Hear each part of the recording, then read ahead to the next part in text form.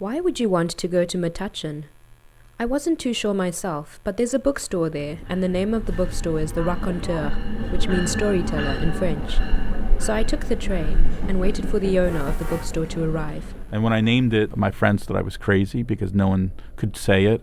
And still to this day, people call it the Raconteur, which of course is very different. A racketeer extorts money.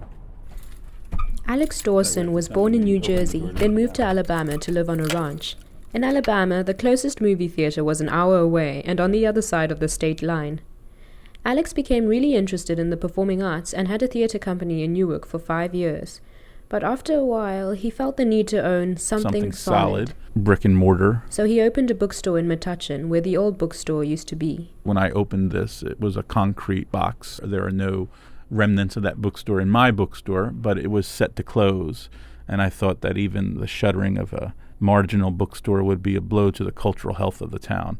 The Raconteur bookstore has grown from being a concrete box of 4,000 books to a rich world of more than 25,000 books, each grappling for a place on the bursting shelves. Sometimes all day long we get calls. Do you take books? Do you take books? Do you take books? And a lot of times people come in with a laundry basket full of books, cheerfully thinking they're giving me this great gift. And, of course, Alex gestures hopelessly at the loaded bookshelves, then shakes his head as he looks at the baskets of second-hand books on the floor. The bookstore has all sorts of events to put roots out into every demographic of the community. Musicians and artists from other counties and countries are attracted to it, and famous authors give readings or sign a book to add to the impressive collection of curios in the store. One of their more random events is the dictionary toss. The first week of spring, usually, although we're a little late this year, we host a dictionary toss.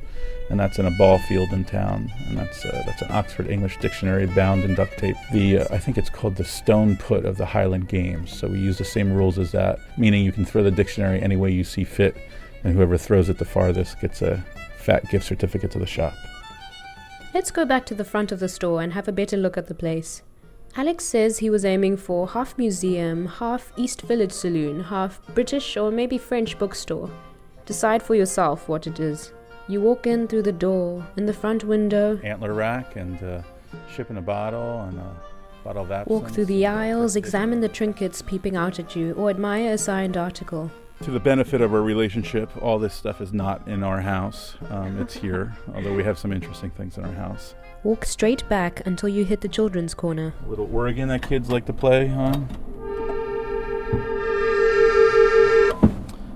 Nice window seat.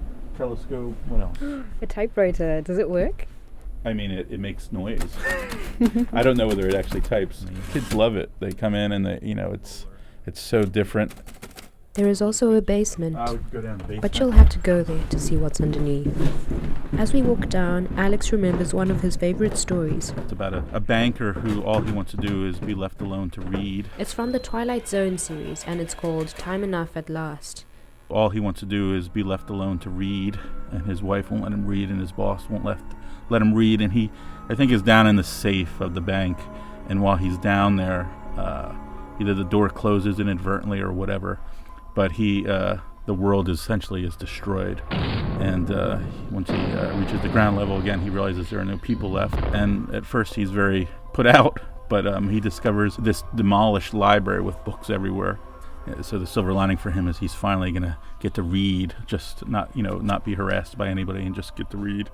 And before he sits down with his first book, his glasses fall off and he steps on them and breaks them. With all the magic around you, it's easy to forget that this bookstore might serve a higher purpose. Maybe it's something that the town really couldn't do without. I'm surprised at how many towns don't have bookstores, but every town needs a bookstore. I'm very big on hangouts being the heart of a community.